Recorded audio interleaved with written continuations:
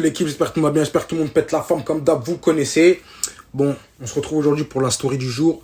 La story du jour où on va parler de pourquoi est-il important d'assouplir, de renforcer les muscles des pieds et des chevilles. Ok. Donc, alors, déjà avant de commencer la story, je vais souligner quelque chose. Il n'y aura pas de termes techniques, je ne vais pas rentrer dans des détails de fou, faire des explications de fou. Ici, sur la chaîne, je sais très bien j'ai quel public. Donc là, je parle pour ceux qui, parce que je reçois des messages, ouais, tu vulgarises les trucs, ou il y en a qui viennent faire les docteurs dans mes commentaires et tout ça, nanana. Si vous n'êtes pas content, changez de chaîne, ok.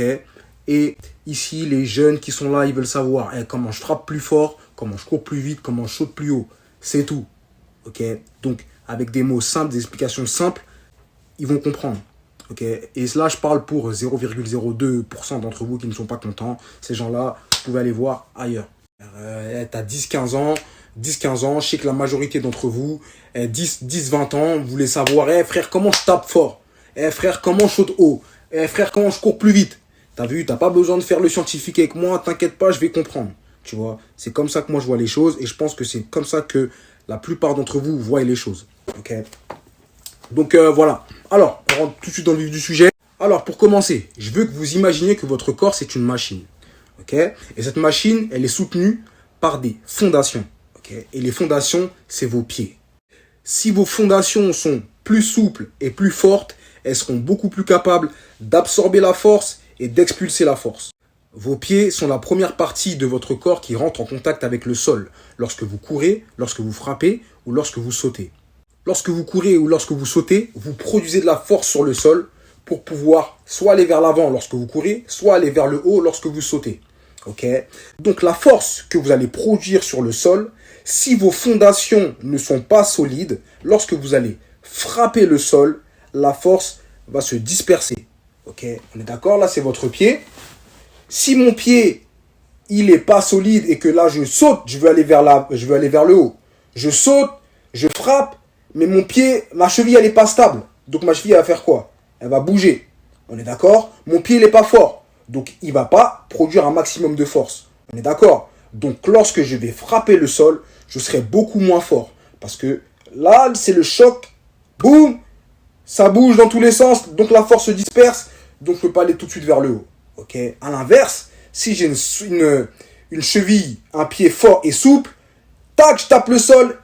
Tac, je tape le sol, donc j'absorbe bien la force, ma surface est stable et solide, et boum, je repars vers le haut tout de suite. Pourquoi? Parce que ma cheville et mon pied sont forts, donc la force reste en place et tout de suite redirigée vers le haut. Ok? Ou pareil pour la course vers l'avant. Là, on a mon pied qui va frapper le sol. Si ma cheville elle n'est pas stable, la force que j'ai produite, elle part dans tous les sens. Donc là, pour aller vers l'avant, je suis beaucoup moins fort. Par contre, si j'ai une cheville, un pied rigide, bien rigide, je frappe et je repars tout de suite vers l'avant. Ok? Est-ce que vous avez bien compris? Dites-moi en commentaire si vous avez bien compris. J'espère que là, j'ai simplifié le truc un maximum pour que vous puissiez bien comprendre qu'il faut que votre pied et votre cheville soient durs, soient stables, soient souples. Ok?